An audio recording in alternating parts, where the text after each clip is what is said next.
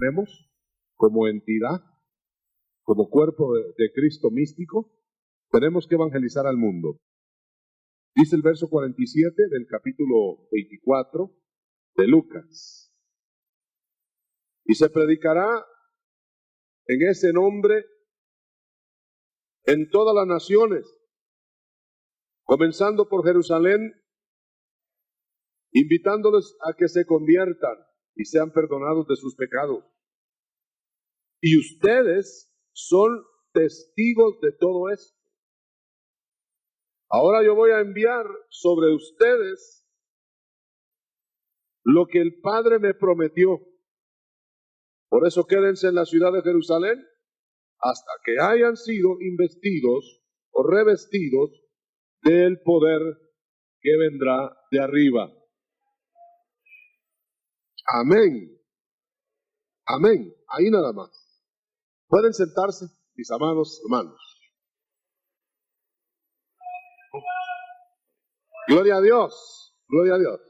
Muy bien, vamos a empezar pensando en este pasaje. Usted ha leído los finales, y si no lo ha hecho, léalo, los finales de los evangelios. Cuando Cristo da la encomienda, postrera diríamos, usted lee en uno de ellos, en Mateo, la iglesia con la avanzada de los maestros discipuladores. Hagan discípulos. Esa es otra fase de la iglesia que no vamos a ver esta mañana. Tenemos que verlo por fases. La otra fase sería en Marcos, final de Marcos. Vayan por toda la tierra y anuncien el evangelio. El que lo crea se salvará y el que no, pues ya sabe usted, se perderá. Eso es evangelizar. Luego en Lucas usted encuentra que dice que el Señor salió a buscar a 2 discípulos que ya iban en derrota. Esa sería la iglesia que mandaría su gente, sus ministros, en el futuro, por supuesto, para levantar a los caídos, a las ovejas desplomadas, no desplumadas, desplomadas.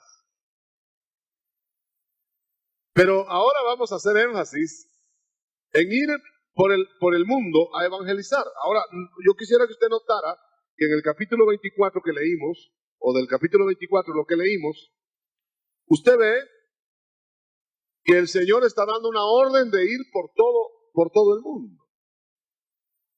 Pero, sin embargo, no podían ir por todo el mundo todavía al dar la orden. Entonces era una orden que indudablemente se deduce que era una orden para el futuro. Vayan por todo el mundo, y usted sabe que la orden anterior era, no vayan por todo el mundo. ¿Lo nota? Entonces antes de la cruz, el Señor dice, no vayan a los paganos. Vayan a los de Israel nada más. Vayan a los perdidos de Israel. No vayan a la gentilidad.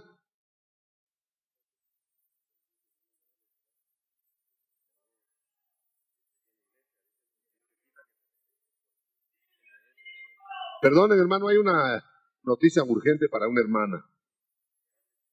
Hermana Morales Solares, Amarilis, su bebé se quedó encerrado y ya tiene la llave. Debe regresarse urgentemente a la casa. Perdón, por radio salió.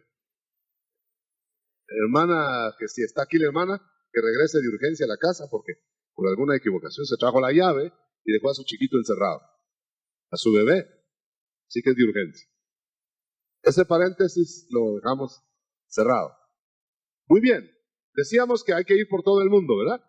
Ahora, pero la orden que el Señor da, vayan por todo el mundo, evidentemente era para que se prepararan para recibir el poder. Eso es lo que a mí me interesa que usted note ahora. No se podía ir a todo el mundo, y estamos hablando de la iglesia evangelizante. No se podía ir por todo el mundo cuando no tenían el poder del Espíritu. Podían ir a las ovejas caídas o perdidas de Israel. Pero ya la orden ahora es: vayan por todo el mundo en mi nombre, dijo Cristo, a todas las naciones, comenzando desde Jerusalén. Ustedes son testigos de esto. O sea que le tocaba a la iglesia en ciernes evangelizar el mundo entero, pero yo quiero que usted note las etapas. Esa iglesia a la que estamos refiriéndonos todavía no estaba oficialmente frente a Cristo. Eran discípulos del reino, aquellos que les había dicho que el reino sería instalado. Por eso es que ellos, cuando el Señor va a ascender, le preguntan: bueno, ¿y el reino? Como quien dice: Señor, cambiaste de plan, no nos dices nada del reino, ahora resulta que te vas y nos hablas de un reino espiritual. ¿Y el otro? Como que estaban más interesados en el otro, ¿verdad? Y el Señor les tiene que decir: antes que venga el otro reino. Nótelo bien: antes que venga el otro reino. O sea, el reino manifiesto. O sea, digámoslo, antes de que yo vuelva, dijo Cristo, recibirán poder. En otras palabras, voy a dejarlos a ustedes como mis embajadores que me van a representar. Pero note una cosa: no estaban ungidos. Entonces no eran ellos en sí, así como estaban, los embajadores. Y sin embargo, ellos eran los embajadores. ¿Cómo arreglamos el asunto? No eran ellos así como estaban, pero iban a ser ellos. Faltaba algo, faltaba el poder.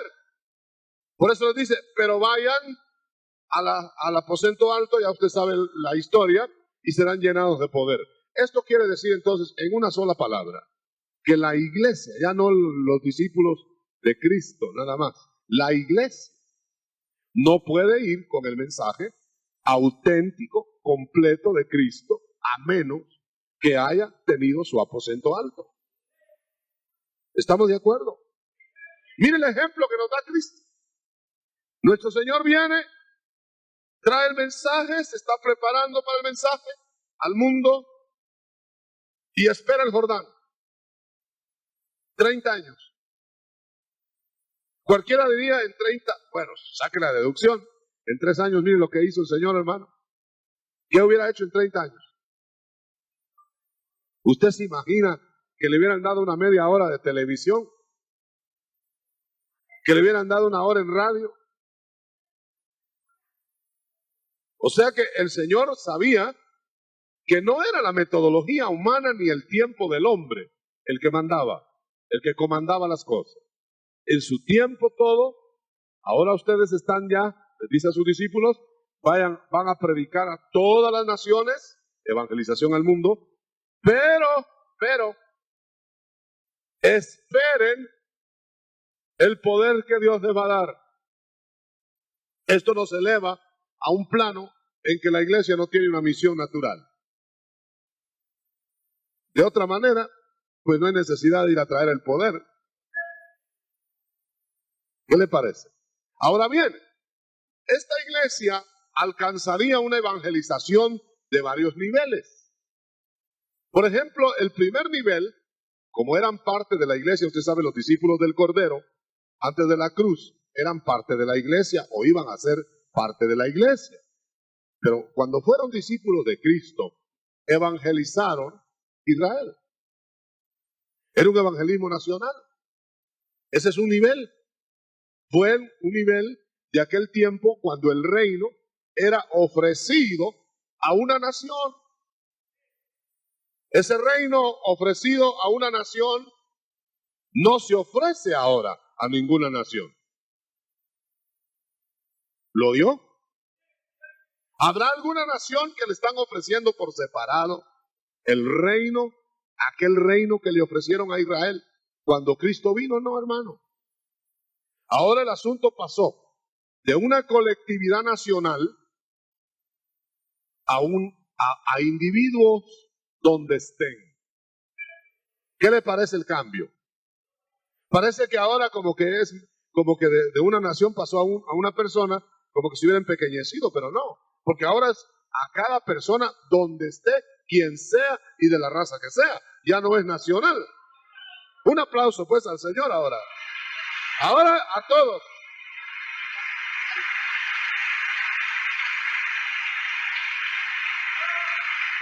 Gloria a Dios. Gloria a Dios. Muy bien, ahora están sabidos que van a ir a todo el mundo, pero no tienen el poder. Entonces ahora viene el poder en el aposento alto. Ahora es la iglesia ungida, manejada por el otro. Usted sabe, Cristo dijo que Él había venido, pero enviaría al otro. ¿Cuántos dicen amén? ¿Para qué? Y cuando dice al otro, es de su mismo nivel. No es un hombre, ni es un espíritu. Es el Espíritu Santo.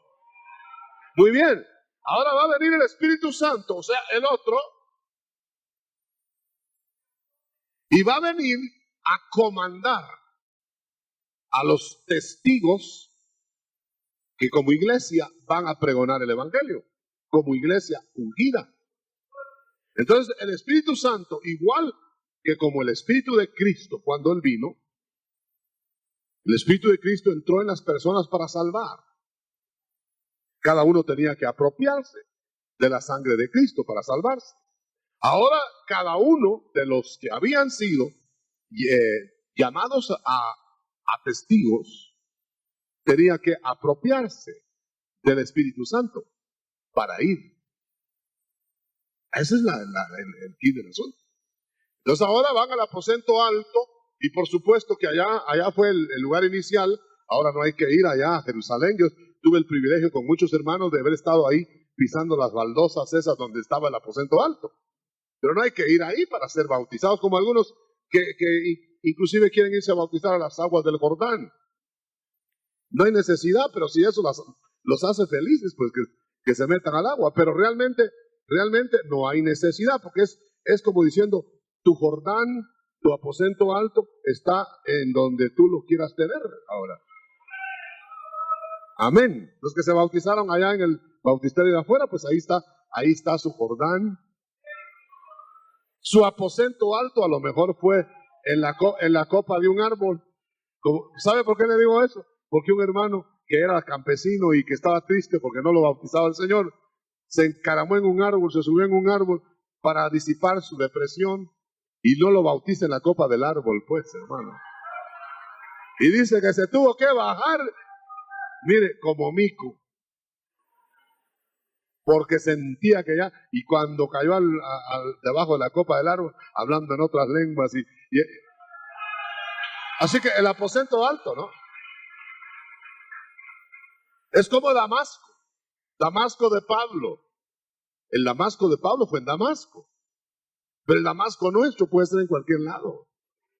Bueno, a lo que yo voy es que nosotros ahora, como ungidos del Espíritu Santo, somos la iglesia que va a evangelizar al mundo en el nivel que nos toca.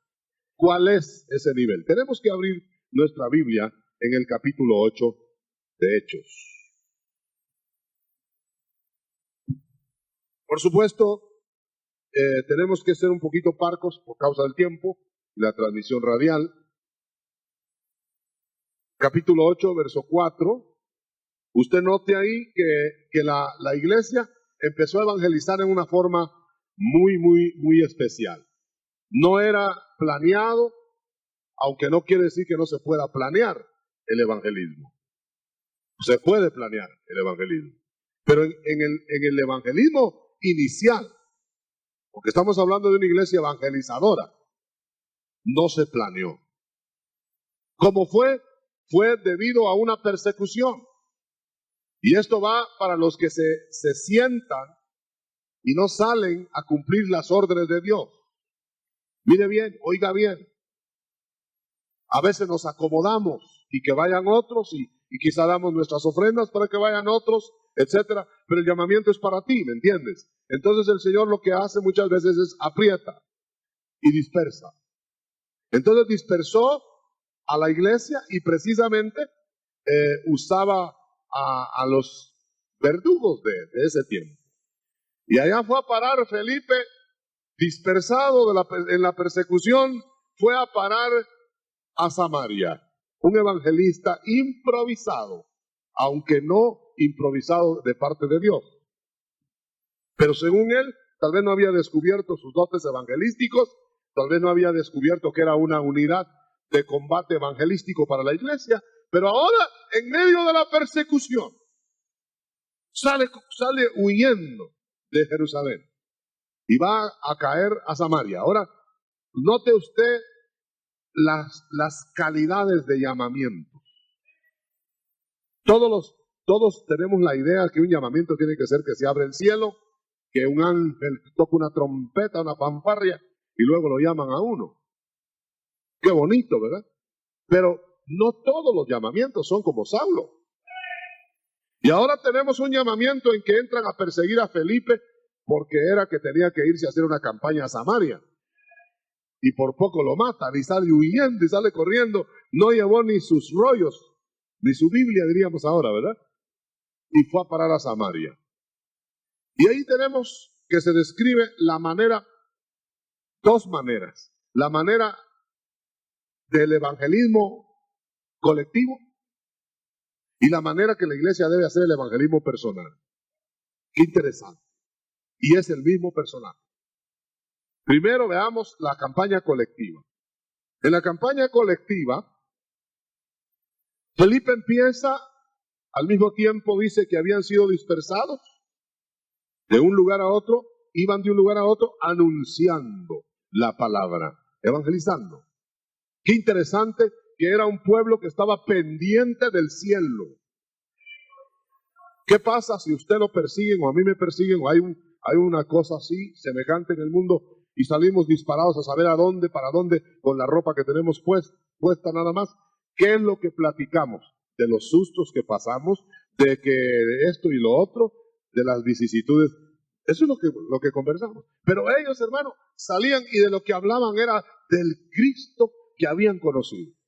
O sea que Cristo ocupaba su mente, su ser, su actividad. Sentemos un principio. Entendámoslo. El verdadero ministro y el verdadero ministerio no es de títulos ni de posiciones, sino de disposiciones. Note, este hombre no había sido nombrado, no había sido preparado en su currículum.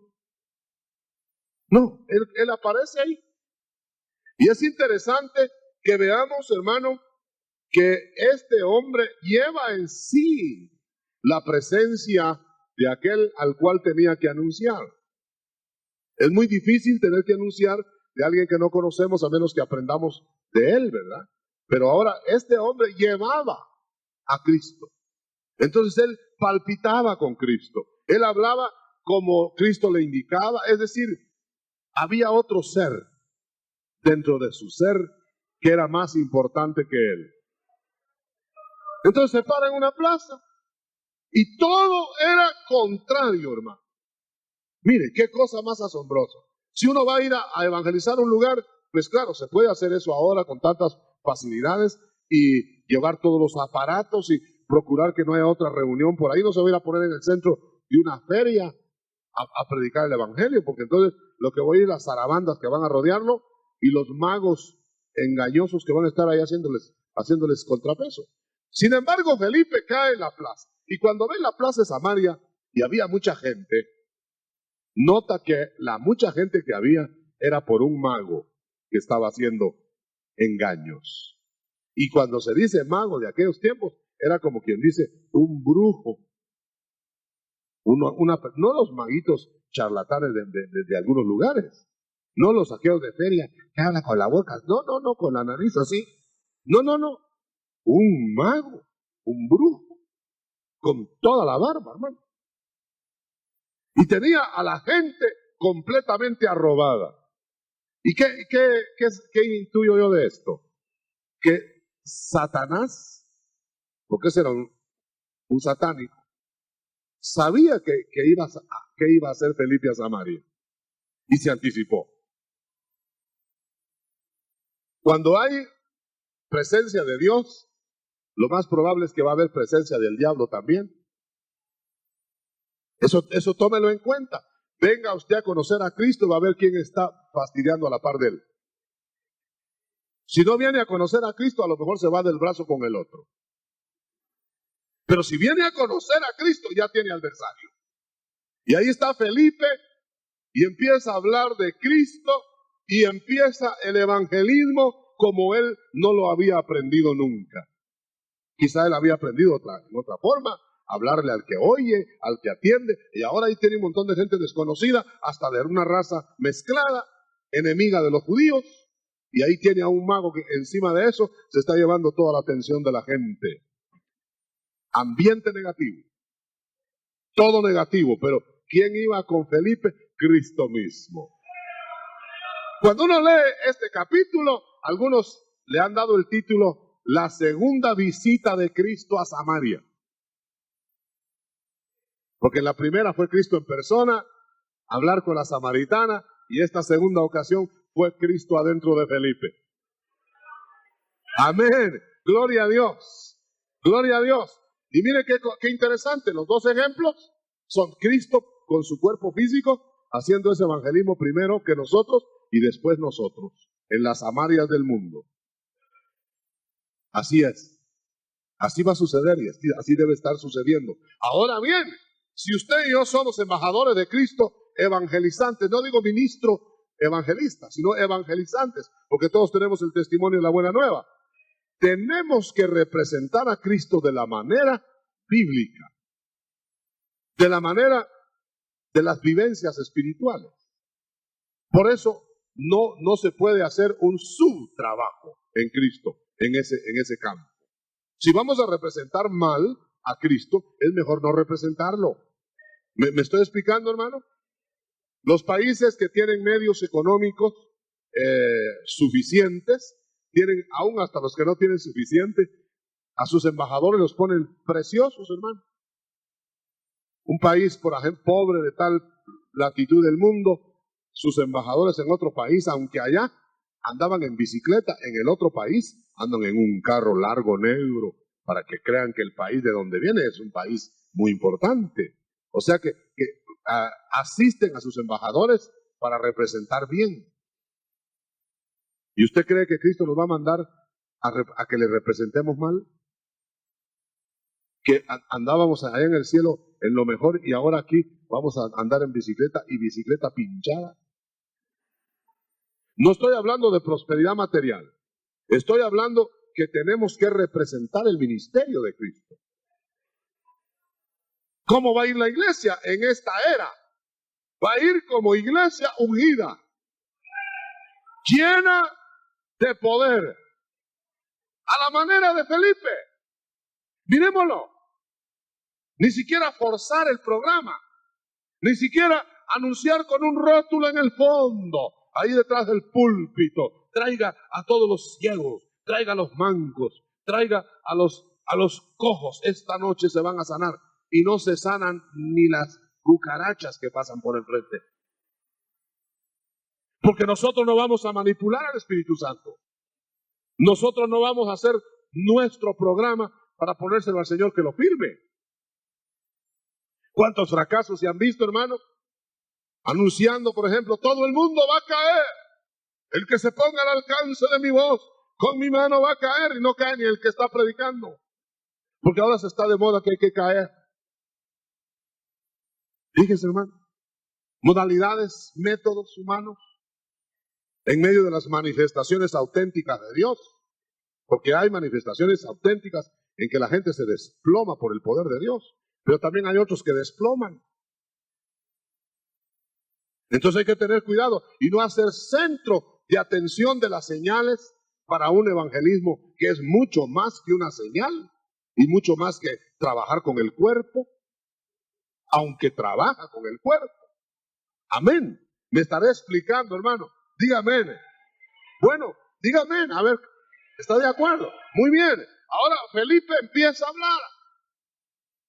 Y dice, yo voy a ser literal ahora. Y toda la gente se interesó por la predicación de Felipe. Iban a oírlo, a pesar del mago, ¿sí? Iban a oírlo y a ver los prodigios que realizaba. Yo creo que el mismo Felipe estaba asustado. Prodigios, maravillas.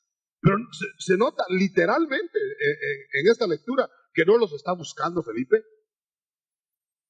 sino como que brotan, y hace así, y conmociones y sanidades. Pero voy a leer literal, mire cómo dice. Y dice, y porque de muchos endemoniados salían los espíritus malos, dando gritos. Yo no he oído todavía que diga, te reprendo, espíritu inmundo. Probablemente lo dijo. Pero aquí no se hace el énfasis en que Felipe estaba buscando espectacularidad, sino que sencillamente los demonios, al ver el poder de la predicación, de la palabra ungida de Felipe, mejor de una vez se iban antes de que los echaran. Nota eso, qué poder tremendo. Y dice, y muchos paralíticos y cojos quedaron sanos, de tal manera que hubo gran alegría en aquella ciudad. Seguía predicando Felipe. Yo creo que a ratos, cuando no estaba predicando, bautizaba a los que se convertían. Bueno, lo dice más abajo, en el verso 12. Cuando creyeron a Felipe que anunciaba el evangelio del reino de Dios y el nombre de Jesucristo, empezaron a bautizarse. Y el mago que ya estaba por ahí, estaba viendo a los que se bautizaban. Milagros, veía también realidades, señales extraordinarias. Ahora, yo quiero que note, el evangelista entonces debe bautizar inmediatamente. ¿De dónde sacarían eso de que hay que saberse toda la Biblia para que lo bauticen a uno? ¿Y de dónde se sacaría que hay que arreglar la vida? Así le dicen a uno, tiene que arreglar su vida como que uno pudiera, hermano. Y cuando la haya arreglado, entonces viene y lo bautizamos. Eso está como decirle al hijo pródigo, mire, cuando se haya bañado, arreglado y comprado ropa, viene a la casa. En la casa se la dieron, hermano. Ahora, el que recién estaba siendo convertido ahí, y acababa de estar oyendo al mago, no acababa de estar oyendo doctrina, al mago. Si alguna doctrina tenía, la doctrina del mago. Y ahora cree a la palabra de Felipe y al agua. Rapidito.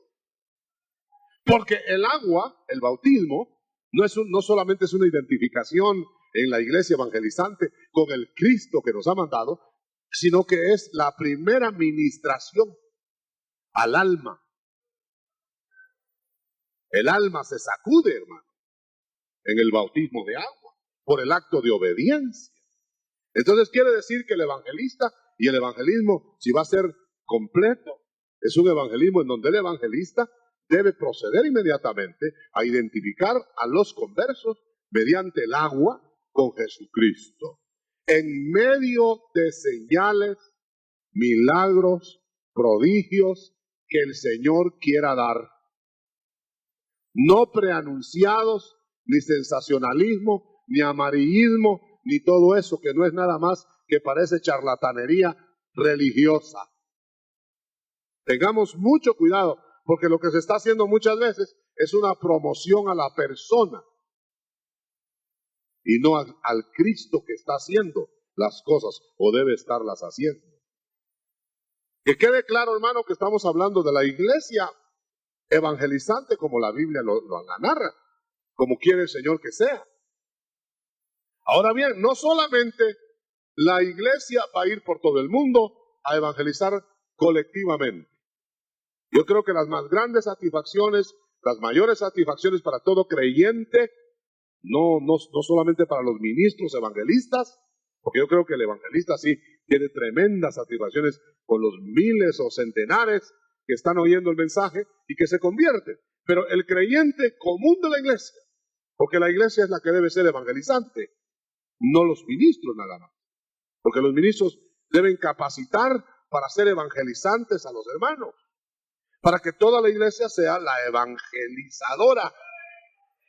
¿Cuántos dan gloria a Dios? ¿Verdad? Ahora tenemos acá institución que está formando evangelistas, formando pastores, formando en las vocaciones del llamamiento de Dios. Qué interesante, porque es la iglesia en sus ministerios que debe capacitar, ministerios del Espíritu, capacitar a los que van a hacer esa tarea. Usted se puede imaginar cuánto puede hacer toda esta multitud de gente evangelizando en lo personal. Quizás nunca van a tener una campaña de 10,000 gentes, porque no tienen el ministerio evangelístico, pero tienen el llamado para ser evangelizadores, a la manera de Felipe, pero Felipe en el desierto. Quiero que me acompañe. Ahora Felipe es llamado a ir al evangelismo personal. Y es muy interesante, hermano, que nosotros nos demos cuenta que el evangelismo personal de Felipe es un evangelismo también improvisado. Pero qué improvisación, hermano. ¿Quién lo va a hacer? O si no hábitos de la palabra, si no fuera por el impacto de la palabra, sería por el éxito de la campaña y la comodidad de Samaria, irse en el momento más inoportuno, diríamos. No se va. Por eso es que a Felipe le tuvieron que mandar un ángel. Gloria a Dios. Ahora, ¿qué iglesia era? Que los servidores angélicos eran los que ayudaban a los ministros. Qué tremendo, hermano. Tienen que ir a conquistar a un Cornelio y un ángel es el primero que llega. Tienen que ir a una misión peligrosa y es el Espíritu Santo que con voz audible le dice a Pedro, vete con ellos. Tenía miedo Pedro, tenía escrúpulos Pedro, y le dice, vete con ellos, porque yo los he mandado. Oiga eso. Misiones así se necesitan ahora. Y en el caso de Felipe, el ángel lo envía. El ángel del Señor habló a Felipe, verso 26, 8:26. Vete de la campaña de Samaria. Allá en el desierto, y le empieza a describir, hay un hombre. Hermano, hagamos un paréntesis. Hay hombres estratégicos que están colocados en el mundo en puntos estratégicos, que solo el Espíritu, solo Dios puede dar a conocer a sus ministros cuando los ministros están en el plano que deben estar. Imagínese usted, para que lo hayan enviado a hablarle a un hombre, dejando miles, era que ese hombre era más importante aún que esos miles. No fue nada más por ir a evangelizar a uno,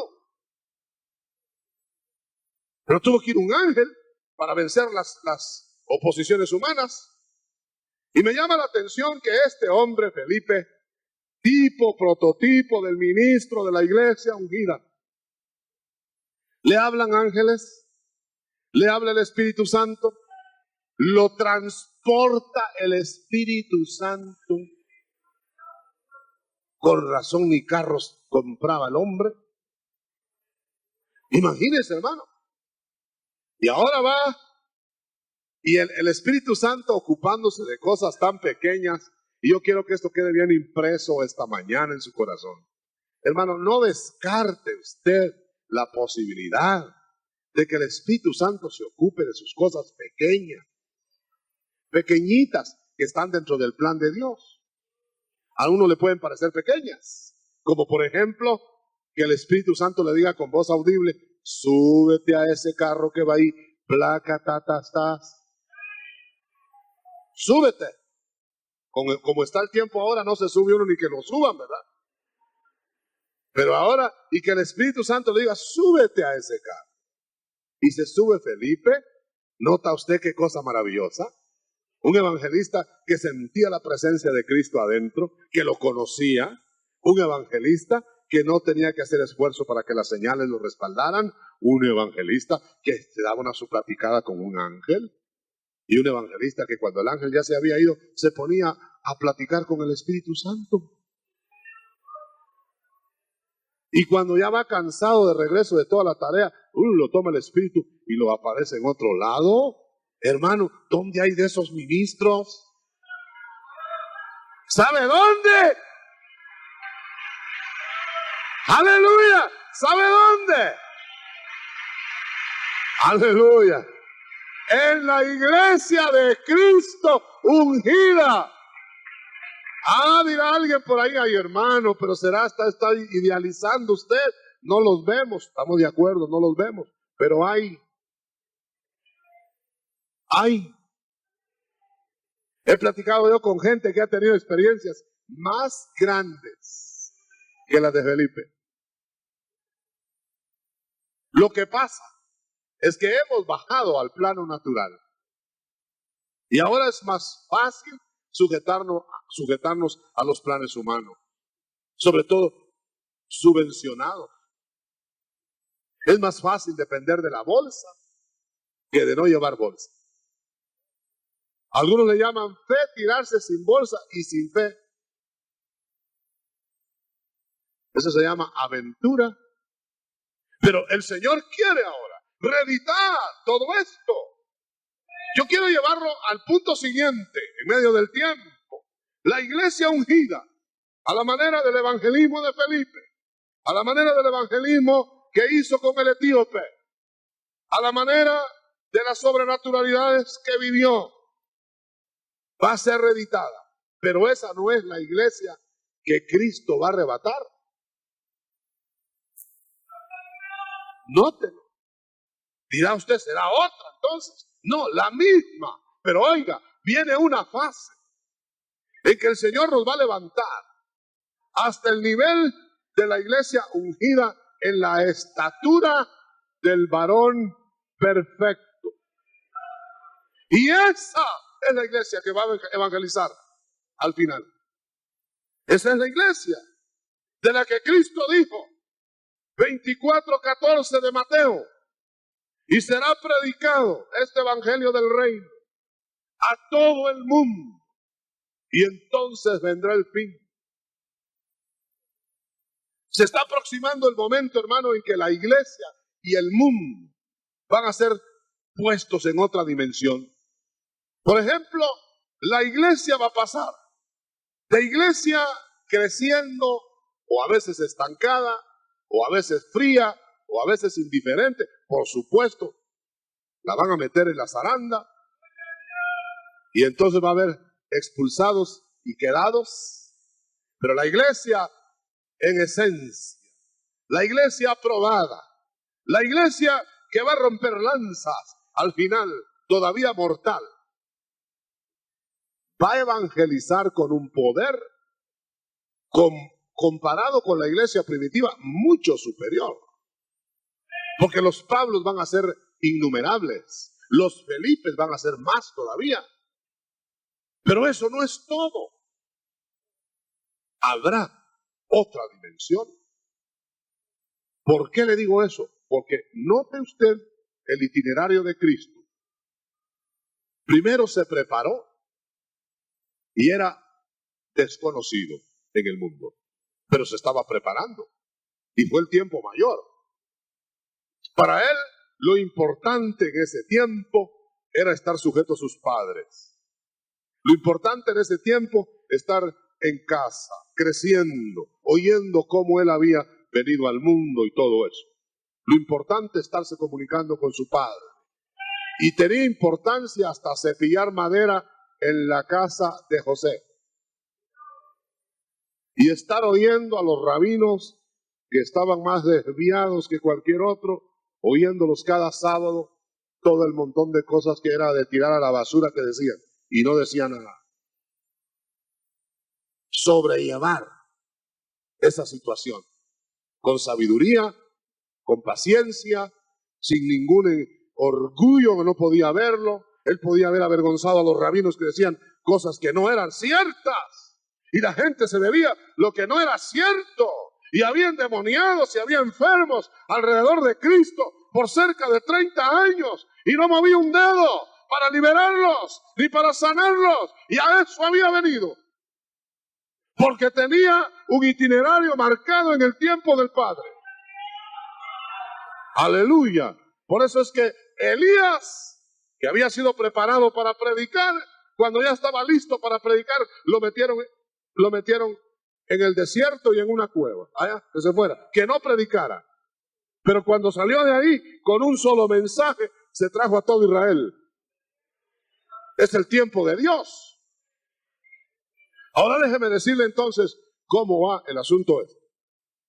Entonces resulta que ahora la iglesia está bajo la unción, pero como hay tanto desperdicio de tiempo, sigamos el itinerario de Cristo para ver lo que nos va a pasar a nosotros.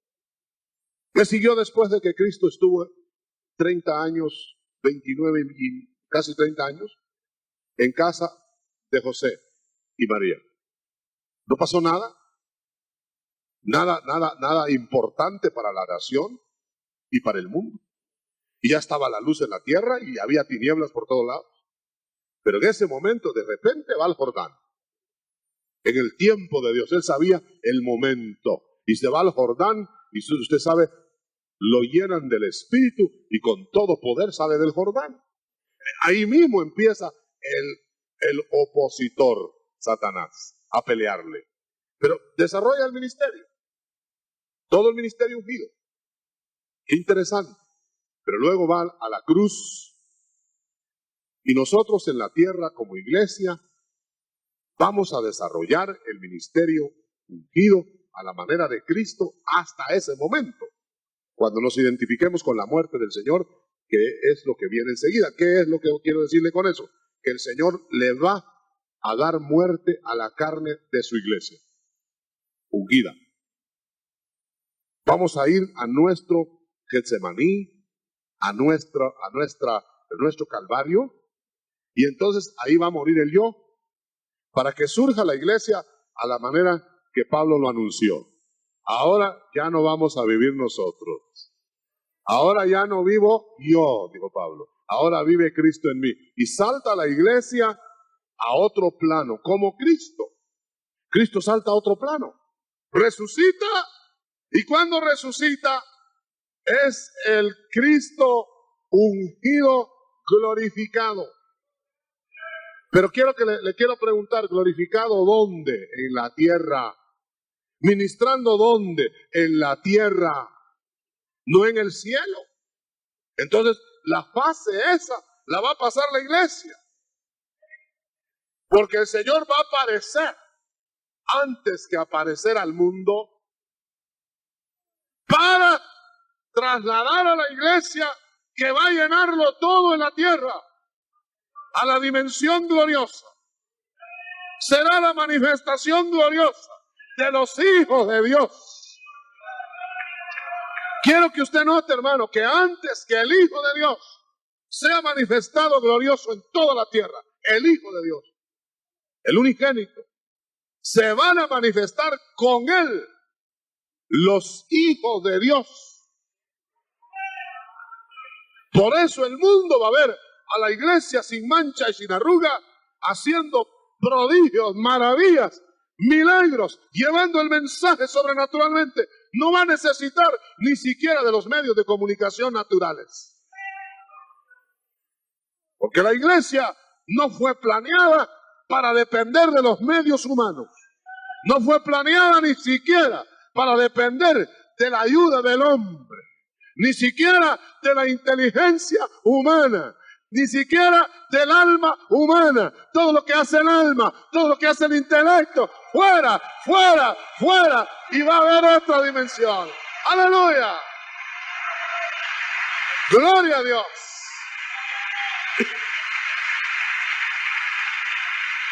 ¡Gloria a Dios! Hermano, es ahí donde caben las cosas que hemos estado diciendo con mucha timidez. Por ejemplo, el Cristo glorioso de hace 2000 años, ministrando en la tierra. ¿Quiénes le ayudaron? ¿Le ayudaron las mujeres? ¿Le ayudaron los ángeles? ¿Le ayudaron los discípulos? ¿Y quiénes más? ¿No se atreve a decirlo? ¿O no recuerda quiénes más le ayudaron? ¿Quiénes más estuvieron con él ahí? Los muertos resucitados. ¿No resucitó muertos cuando él resucitó? ¿Sí? ¿Sí o no? Y yo le pregunto, ¿y quiénes fueron los primeros que anunciaron a Cristo resucitado? Fueron los muertos.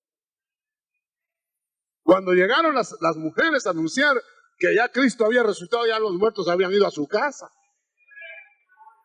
Amén. Entonces la idea, usted sabe, el Señor va a venir, no ha venido todavía. Algunos andan por ahí que ya los muertos andan caminando, yo digo que son los vivos. Y que pueda haber intervenciones y experiencias extraordinarias en el mundo del más allá y del más acá. Yo no lo dudo, porque la Escritura lo certifica. Pero eso no es lo que estamos hablando. Lo que estamos hablando es que cuando Cristo descienda para glorificar su iglesia, a los primeros que va a levantar es a los muertos. Ahora usted saque conclusiones. ¿Para qué los va a levantar primero si no van a tener nada que hacer? Yo de constructor de un plan de esos, ¿para qué los voy a despertar del descanso primero si no tienen algo importante que hacer? Si no, los dejo ahí hasta que ya sea la hora. Pero los van a levantar primero y luego después nos transforman los que estemos vivos. Así dice la Biblia. Y juntos, muertos resucitados, que estuvieron haciendo algo en la tierra, ¿no? En ese momento. Y vivos transformados, seremos arrebatados. ¡Aleluya! ¿Para qué? ¡Gloria a Dios! ¡Gloria a Dios! ¡Gloria a Dios! ¡Gloria a Dios!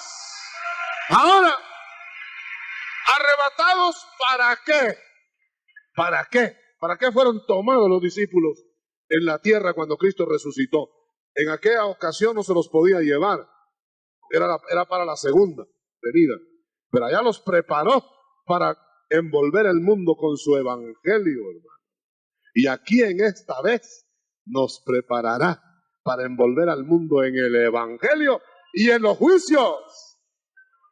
Aleluya. O sea que la iglesia va a tener participación con Cristo a la cabeza para que el Padre le dé la herencia de la tierra al que le pertenece, que se llama Jesucristo.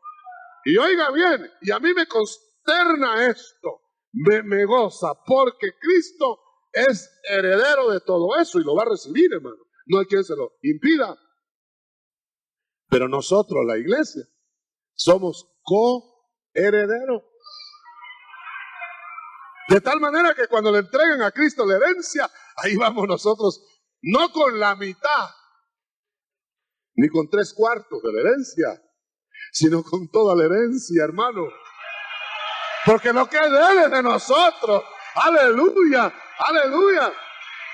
Gloria a Dios. Ahora, por eso le llama, a la herencia le llama, van a ser herederos de Dios. Esa es la herencia. Y coherederos con Cristo. Lo que a Cristo le van a dar. ¿Y usted ha leído que a Cristo le van a dar todo? Galaxias, creación, todo. Porque todo poder le ha sido dado acá en la tierra y allá en el cielo. Vamos a pensar entonces, y en esto vamos a dejar para el próximo domingo. No va a terminar la iglesia en esta dimensión en la tierra. Primero va a pasar, es lo que nos falta, la muerte al yo, o sea, la consagración. Creo que en ese rumbo vamos, para que venga el cambio de dimensión, subiendo primero a la estatura del varón perfecto, sin mancha, sin arruga, ya lo dijimos, que sin mancha y sin arruga no quiere decir sin pecado, no quiere decir impecable, quiere decir que le van a quitar las manchas y las arrugas de la vejez. Rejuvenecida entonces, llena de vida, aleluya, como el águila. Pregonará en la dimensión inmortal, pero quiero que me oiga bien, en medio de los mortales. Lo que a mí me asombra de este plan, y que lo he descubierto por la palabra y por espíritu, es que nosotros estaremos en una dimensión eterna, de otra vibración, si usted quiere, en esas palabras, gloriosos, sin limitaciones de leyes naturales, dentro del mundo, bajo las leyes naturales. Son 2 siglos traslapándose.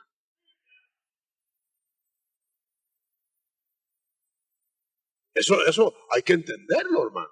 Usted y yo un día vamos a estar en la misma relación que los ángeles están con nosotros ahora. Usted va a poder hacerse ver o no hacerse ver. Usted va a poder acompañar a un hermano a cenar a su casa en esa dimensión. Gloria a Dios. Le voy a poner un ejemplo. Cuando el cuarto varón del horno en Babilonia descendió y entró en el horno, que es tipo de la administración que va a haber en ese tiempo futuro, siglo venidero, en el que vamos a estar nosotros, pero los otros no van a estar en el siglo venidero, sino en el siglo presente, como los hebreos que tiraron al horno estaban en carne, huesos y sangre. Pero el cuarto varón, el cuerpo del cuarto varón, no estaba en esa dimensión. Por eso él podía entrar, salir, no tenía amarras, estaba haciendo que se desamarraran nosotros, que no sintieran las llamas, que los protegió. En esa proporción, en esa relación, la iglesia gloriosa acompañará al reo que va a ser juzgado, que va a ser depurado en parte, para que el siglo venidero les dé la bienvenida después a ellos. Pero los primeros que vamos a arribar al siglo venidero somos nosotros. Yo voy a finalizar diciendo esto. La iglesia ungida trabaja en el poder del Espíritu, prestando los poderes del siglo venidero. Así que no podemos pasar demasiado de dimensión mientras estemos como iglesia ungida. Pero cuando estemos iglesia gloriosa, ya estaremos en el siglo venidero. Entonces ya no prestamos poderes, ya los tendremos. Ya no va a ser un Felipe que se lo llevan por sorpresa, se lo llevan a Soto, sino que yo voy a decir, ahora me voy para allá. Y allá vamos. Y ahora regreso. Hermano, ¿estaré yo entreteniendo gente cada vez que predico? ¿Verdad que no? Estas son verdades. ¿Cuántos las creen? A ver, ¿cuántos las creen? Levante la mano, agite sus manos. ¿Cree eso? ¿Cree eso?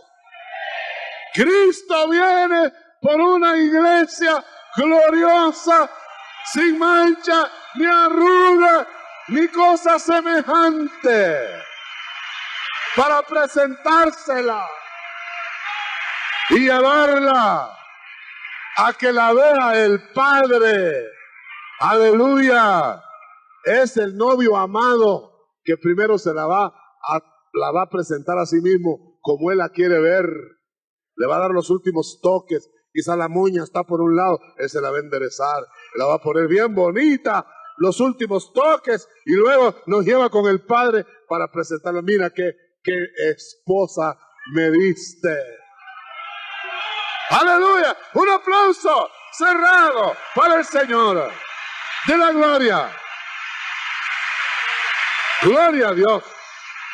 Gloria a Dios. Gloria a Dios. Gloria al Señor.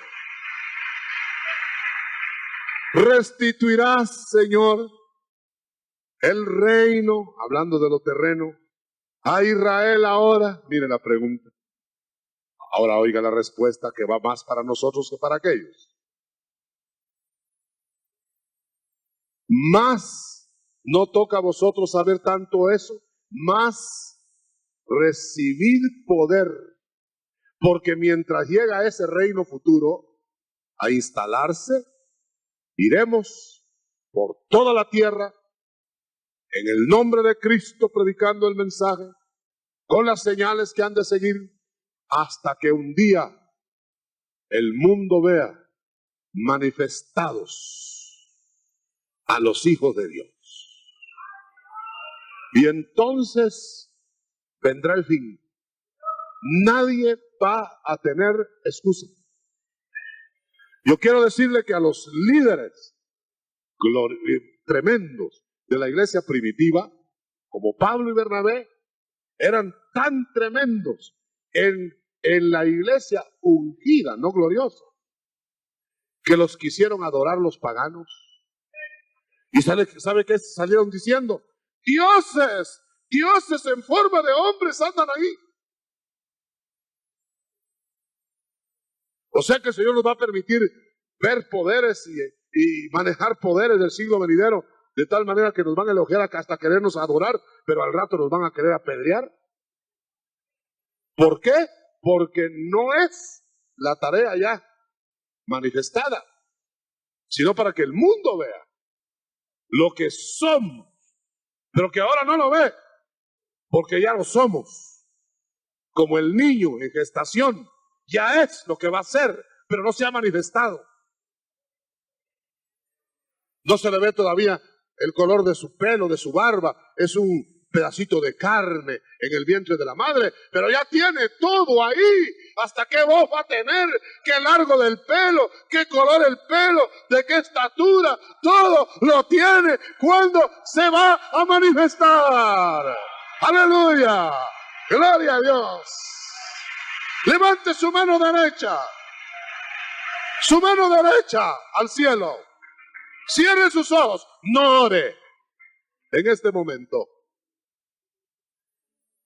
Hermano, ¿crees tú que la iglesia ungida es como la ves ahora? ¿Así tiene que ser? No, hermano. No. Por eso creemos en la restauración. Porque de no ser restaurada la iglesia, el Señor no regresaría. Por una iglesia avejentada, por una iglesia manchada, por una iglesia de escándalos, por una iglesia... No. ¿Verdad que no es así? Como nosotros humanamente no somos así. No fuimos hechos así, sino que el pecado nos deformó. Pero la restauración de todas las cosas traerá la imagen perfecta. Y después de la imagen perfecta, la gloria de la cual habíamos sido destituidos. Hasta entonces estaremos satisfechos. Mientras tanto, el hombre será frustrado. Frustrado dentro de religiones, aunque se llamen cristianas. Frustrado dentro de ritos y dentro de ceremonias y dentro de rutinas. Ya no digamos el hombre del mundo, frustrado en medio de sus millones.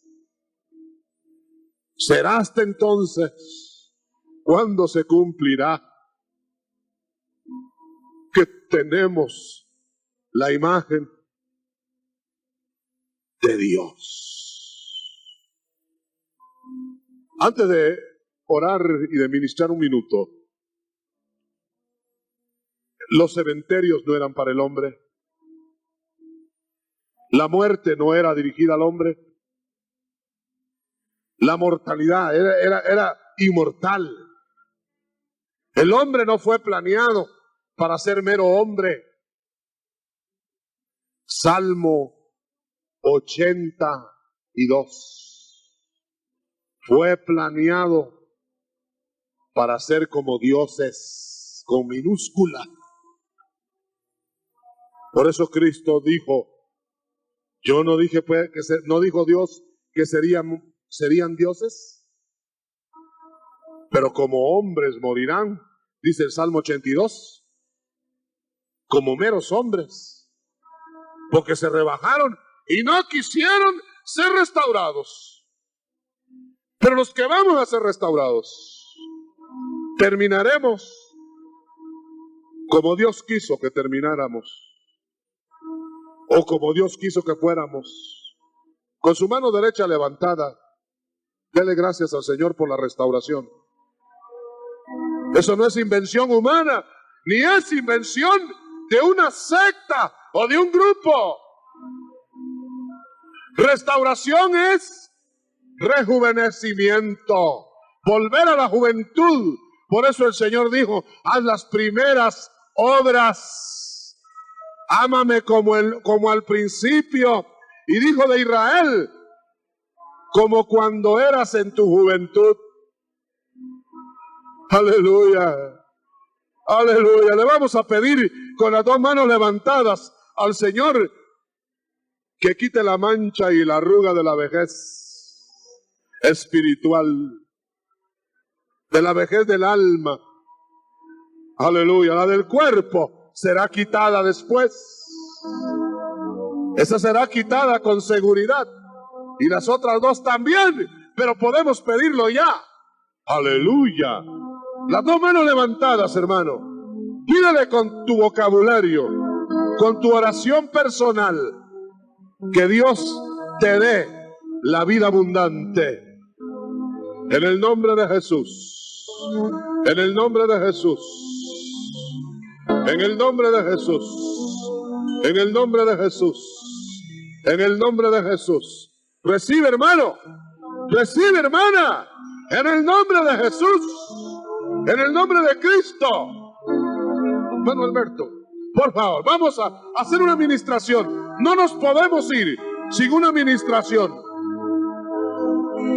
Si usted quiere quedarse sentado o de pie o como sea, o con sus manos en alto o como sea, pero vamos a hacer una administración.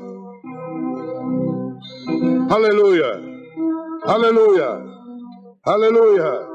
Gloria a Dios. Prepárese para una administración. Aleluya, aleluya, gloria a Dios. Yo la necesito. Usted me puede ministrar desde ahí. Yo le puedo ministrar desde acá. Gloria a Dios. Ministremos al cuerpo de Cristo. Oh, aleluya. Dios, aleluya. Aleluya. Aleluya. Aleluya.